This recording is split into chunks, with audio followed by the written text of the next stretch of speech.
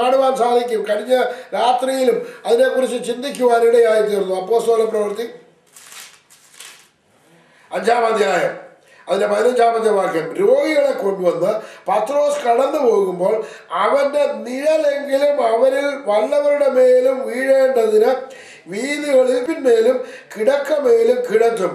അതുകൂടാതെ യെരൂശലേമിന് ചുറ്റുമുള്ള പട്ടണങ്ങളിൽ നിന്നും പുരുഷാരം വന്നുകൂടി രോഗികളെയും അശുദ്ധാത്മാക്കൾ ബാധിച്ചവരെയും കൊണ്ടുവരികയും അവരെല്ലാവരും സൗഖ്യം പ്രാപിക്കുകയും ചെയ്തു. അപ്പോസ്തലന്മാരുടെ കാലത്തല്ലയോ ഇത് നടന്നത്? ഇന്നത്തെ കാലയളവിൽ നടക്കാത്തത് എന്താണ്? നടക്കാത്തത് വിശ്വാസമില്ലാത്തതുകൊണ്ട്. നടക്കാത്തത് നിന്റെ വിശ്വാസം എന്തെന്ന് നീ മനസ്സിലാക്കാത്തത് കൊണ്ടാണ്. നടക്കാത്തത് എന്താണെന്നറിയാമോ?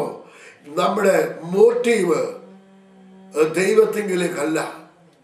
നമ്മുടെ മോട്ടീവ് കേന്ദ്രീകരിച്ചിരിക്കുന്നത് ഈ ലോകത്തിലേക്ക്, കർത്താവായ യേശുക്രിസ്തുവിലേക്ക് നാം നമ്മുടെ മോട്ടീവിനെ മാറ്റണം. നാം എന്താണ് പ്രാപിച്ചിരിക്കുന്നതെന്ന് നാം മനസ്സിലാക്കണം. സ്തോത്രം. ദൈവം നമുക്ക് തന്നിരിക്കുന്ന ഉന്നതമായ പദവി എന്താണെന്ന് നാം അറിഞ്ഞിരിക്കണം. ദൈവം നമ്മളെ ഫലമേൽപ്പിച്ചിരിക്കുന്നതായ വിശ്വാസം എന്താണെന്ന് നാം മനസ്സിലാക്കണം. ദൈവം നമ്മളിൽ കൂടി പ്രവർത്തിക്കുവാൻ ആഗ്രഹിക്കുന്നത് എന്താണെന്ന് നാം അറിഞ്ഞിരിക്കണം. നാം ഒക്കെയും വചനം കേൾക്കുന്നവരാണ്. ഇന്ന് എന്താണ് ലോകത്തിൽ പറ്റിയിരിക്കുന്നത്? വിശ്വാസികളെ നോക്കിയിട്ട് ദൈവത്തിന് പറയാൻ സാധിക്കുമോ? എബ്രായ ലേഖനത്തിൽ പറയുന്നത് പോലെ ദൈവം അവരുടെ ദൈവമെന്ന് വിളിക്കപ്പെടുവാൻ ലജ്ജിക്കുന്നില്ല എന്ന് സ്തോത്രം അബ്രഹാമിനെയും ഇസ്ഹാക്കിനെയും യാക്കോബിനെ കുറിച്ച് പറയും പോലെ ഇന്നത്തെ വിശ്വാസികളെ നോക്കിയിട്ട് ഞാൻ ഇവരുടെ ദൈവമെന്ന് പറയുവാൻ ലജ്ജിക്കുമോ? സ്തോത്രം. എന്ത് വിശ്വാസമാണ് തന്നിരിക്കുന്നത്? നാം ഈ ദിവസങ്ങളിലായി അനേക വിശ്വാസത്തിന്റെ സ്റ്റെപ്പുകൾ പഠിച്ചുകൊണ്ടിരിക്കുകയാണ്, നാം പരിശോധിച്ചു കൊണ്ടിരിക്കുകയാണ്. ഇന്ന് രാവിലെയും ഇപ്പോൾ ഈ കഴിഞ്ഞത് നാം എന്താണ് പഠിച്ചത്? പ്രവൃത്തി നമ്മളിൽ ഉണ്ടോ? വിശ്വാസമുണ്ട് എന്ന് പറയുകയും പ്രവൃത്തി ഇല്ലാതിരിക്കുകയും ചെയ്യുന്നത് നിർജീവമാകുന്നു.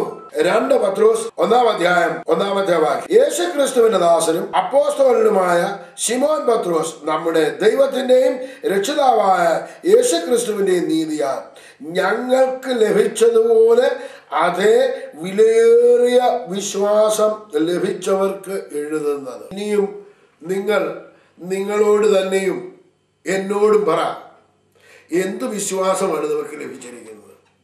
പത്രോസ് പറയുന്നു, ഞങ്ങൾക്ക് ലഭിച്ച അതേ വിലയേറിയ വിശ്വാസം ലഭിച്ച നിങ്ങൾക്ക് എഴുതുന്നത്. വ്യക്തമായില്ലെന്നുണ്ടെങ്കിൽ ഞാൻ ഒന്നുകൂടെ വ്യക്തമാക്കി. നമ്മുടെ ഇടയിലേക്ക് ഒരു മനുഷ്യൻ കടന്നു വന്നു, പറയുകയാണ്, ഞാൻ മശിഹായാണ്, ഞാൻ കർത്താവാണ്, ഞാൻ മുഖാന്തരമാണ് ലോകം രക്ഷിക്കുവാൻ വന്നിരിക്കുന്നത് എന്ന് പറഞ്ഞ് ഒരാൾ കടന്നു വന്നിട്ട് എൻ്റെ പിന്നാലെ വരിക എന്ന് പറഞ്ഞ് കുട്ടിക്കൊണ്ട് നടന്നു. എങ്ങനെയാ മനുഷ്യനെ വിശ്വസിക്കുവാൻ സാധിക്കും? എൻ്റെ കൂടെ തിന്നുന്നു, എൻ്റെ കൂടെ നടക്കുന്നു, എൻ്റെ കൂടെ കിടക്കുന്നു, എൻ്റെ കൂടെ സഞ്ചരിക്കുന്നു, ഇതെല്ലാം ചെയ്യുന്നു, പറയുകയാണ് ഞാൻ ദൈവമാണെന്ന്. സ്തോത്രം. എങ്ങനെ വിശ്വസിക്കുവാൻ സാധിക്കും? വലിയ ബുദ്ധിമുട്ടാണ്. നമ്മൾ പ്രാക്ടിക്കൽ ലൈഫിലേക്ക് കടന്നു വരണം. അപ്പോസ്തലന്മാർ നടന്ന അന്ന് തന്നെ അവിടെ ഉണ്ടായിരുന്ന പരീശന്മാര്, മതത്തിന്റെ ഉന്നതന്മാര് ആ യേശു കർത്താവിനെ തിരസ്കരിച്ചു കൊണ്ടിരിക്കുമ്പോൾ ഇവർ വിശ്വസിക്കണമെന്നുണ്ടെങ്കിൽ അല്പം പ്രയാസമുള്ള കാര്യമാണ്. അതുകൊണ്ടാണ് സ്തോത്രം നാം മനസ്സിലാക്കുന്നത്. യോഹന്നാൻ എഴുതിയ സുവിശേഷം 14-ാം അധ്യായം 8-9. പീലിപ്പോസ് അവനോട്, കർത്താവെ, പിതാവിനെ ഞങ്ങൾക്ക് കാണിച്ചു തരണം, എന്നാൽ ഞങ്ങൾക്ക് മതി എന്ന് പറഞ്ഞു. യേശുവിനോട്, ഞാൻ ഇത്രയും കാലം നിങ്ങളോടുകൂടി ഇരുന്നിട്ടും നീ എന്നെ അറിയുന്നില്ലയോ പീലിപ്പോസേ? എന്നെ കണ്ടവൻ പിതാവിനെ കണ്ടിരിക്കുന്നു. സ്തോത്രം. എന്തുകൊണ്ട് അവർക്ക് വിശ്വസിക്കാൻ പ്രയാസം? കാരണം അവർ കണ്ടുകൊണ്ടിരിക്കുന്നത് കൊണ്ടാകും. എന്നാൽ കർത്താവ് പറഞ്ഞു, കാണാതെ വിശ്വസിച്ചവർ ഭാഗ്യവാന്മാർ. ദൈവജനമേ, ഞാൻ ഉറച്ചു പറയട്ടെ, നമുക്കാണ് ഈ പ്രഷ്യസ് ഫെയ്ത്ത് കിട്ടിയിരിക്കുന്നത്. ഈ വിലയേറിയ വിശ്വാസം ലഭിച്ചിരിക്കുന്നത് നമുക്കാണ്. നാം കാണാതെ വിശ്വസിക്കുവാൻ ഉള്ള ഭാഗ്യം നമുക്ക് ലഭിച്ചു. എനിക്കും നിങ്ങൾക്കും വേണ്ടി മരിച്ച കർത്താവിനെ വിശ്വസിക്കുവാൻ, അവന്റെ വചനം മുഴുവനും ലഭിക്കാൻ യോഗ്യത കിട്ടിയത് ഈ യുഗത്തിൽ ജീവിക്കുന്ന നമുക്കാണ്. അന്നായിരുന്നവർക്ക് വിശ്വസിക്കുവാൻ വലിയ പ്രയാസമാണ്. നാം ഒന്ന് ചിന്തിച്ചു നോക്കുക, നമ്മുടെ ജീവിതത്തിലേക്ക് ഇങ്ങനെ ഒരാൾ കടന്നു വന്നു എന്നുണ്ടെങ്കിൽ എങ്ങനെ വിശ്വസിക്കുവാൻ സാധിക്കും? എന്നാൽ ഇന്നത്തെ ഈ കാലയളവിൽ ജീവിക്കുന്ന നമുക്കോ അത് വിശ്വസിക്കുവാൻ വലിയ ബുദ്ധിമുട്ടില്ല. നമുക്ക് ലഭിച്ചിരിക്കുന്നത് വലിയ വിലയേറിയ വിശ്വാസമാണ്. അതുകൊണ്ട് എന്നെ കേൾക്കുന്ന ദൈവജനമേ, ഈ വലിയ വിലയേറിയ വിശ്വാസം, ഈ പ്രഷ്യസ് ഫെയ്ത്ത് നാം എങ്ങനെയാണ് ഉപയോഗിക്കുന്നത്? ഈ വിശ്വാസം വിലയേറിയതാണെന്ന് വിശ്വസിക്കുവാൻ ഇപ്പോഴും ബുദ്ധിമുട്ടുണ്ടോ? ഈ വിശ്വാസം എങ്ങനെയാണ് ദൈവം നമുക്ക് തന്നിരിക്കുന്നതെന്ന് മനസ്സിലാക്കാൻ ബുദ്ധിമുട്ടുണ്ടോ?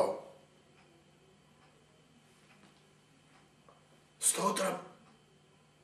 ഒരു ബുദ്ധിമുട്ടുമില്ല.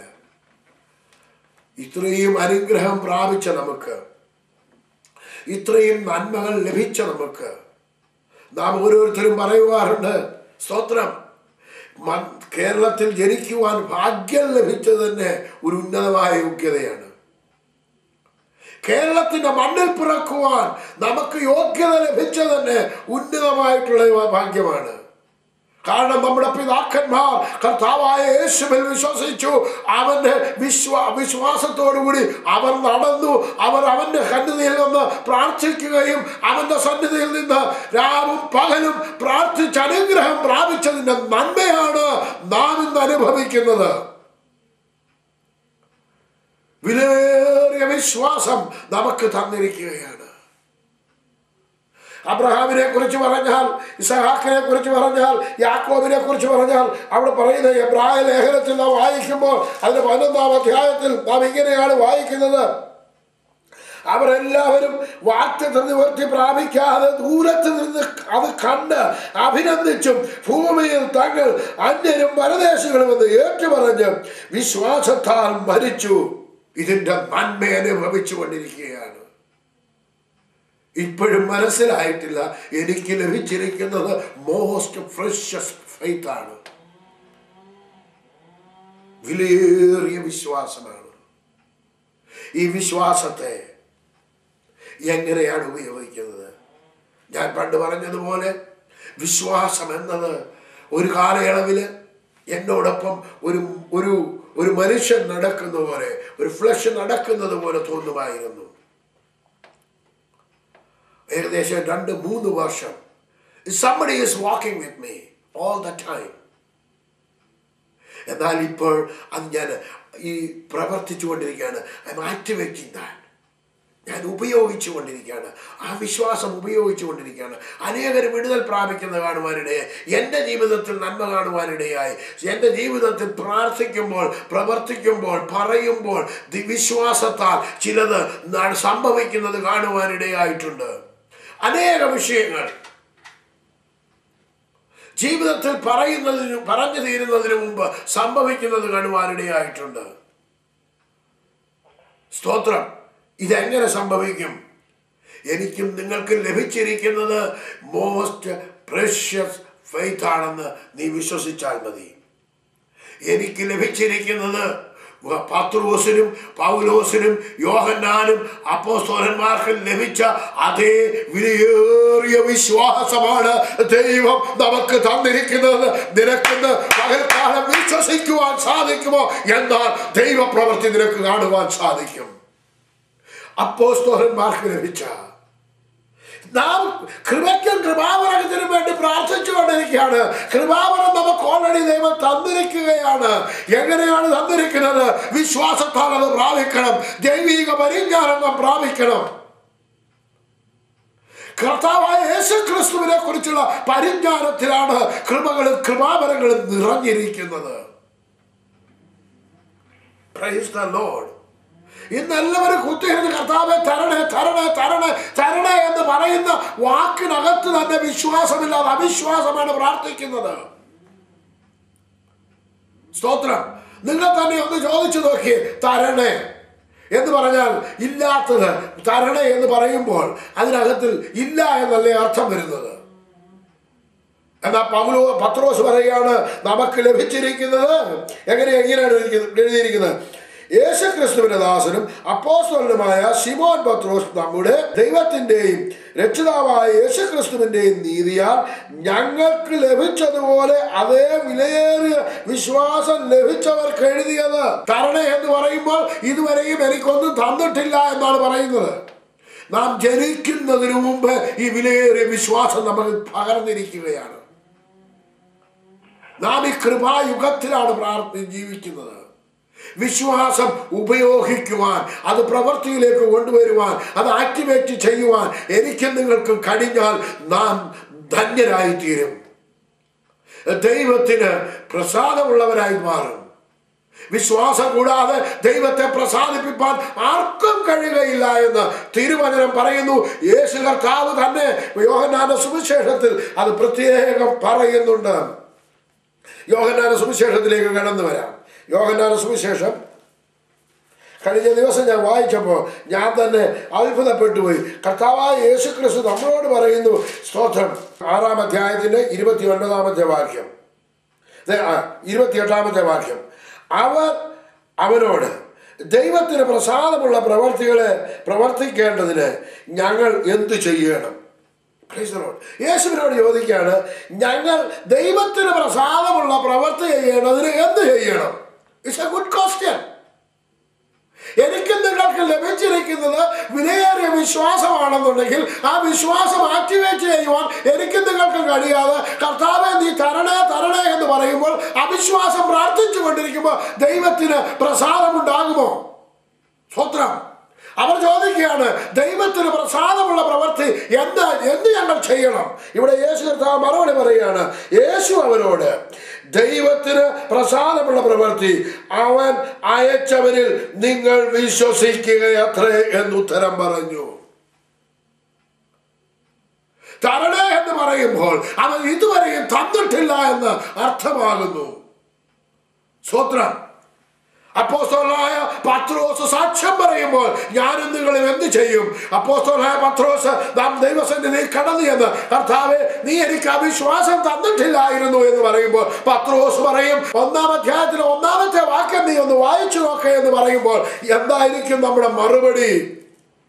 അപ്പോസ്തലന്മാർക്കും എനിക്കും ലഭിച്ച അതേ വിലയേറിയ വിശ്വാസം നിങ്ങൾക്ക് തന്നിട്ടില്ല എന്ന് പറയുവാൻ നമുക്ക് യോഗ്യതയില്ല. ദൈവജനമേ, സ്തോത്രം. നിങ്ങളുടെ വിശ്വാസം ഇന്ന് ഉപയോഗിക്കുവാൻ തുടങ്ങുക. നിങ്ങളുടെ വിശ്വാസം നിങ്ങൾ ആക്ടിവേറ്റ് ചെയ്യുവാൻ തുടങ്ങുക. സ്തോത്രം. ഹല്ലേലൂയ. ദൈവത്തിന്റെ പ്രവൃത്തി നമ്മളിൽ കാണുവാനിടയായി തീരട്ടെ. ഇന്ന് 2 കാര്യമാണ് പഠിച്ചത്. ഒരാൾ പ്രാർത്ഥിച്ചു, ചന്ദ്രരോഗം പിടിച്ച ഒരു പൈതലിനെ കൊണ്ട്, അവന്റെ പൈതലിനെ കൊണ്ട് കടന്നു വന്നപ്പോൾ പിതാവ് പറയുകയാണ്, യേശുവേ ഞാൻ എൻ്റെ മകനെ നിന്റെ ശിഷ്യന്മാരുടെ അടുക്കൽ കൊണ്ടുവന്നു, അവർക്ക് ഒന്നും ചെയ്യുവാൻ സാധിച്ചില്ല, എന്നാൽ നിന്നെ കൊണ്ട് വല്ലത് കഴിയുമെങ്കിൽ ചെയ്യുവാൻ പറഞ്ഞപ്പോൾ യേശു അവരോട് പറഞ്ഞത് എന്താണ്? എന്നെ കൊണ്ടാവും വിശ്വസിക്കുന്നവരാൽ സകലതും സാധിക്കും.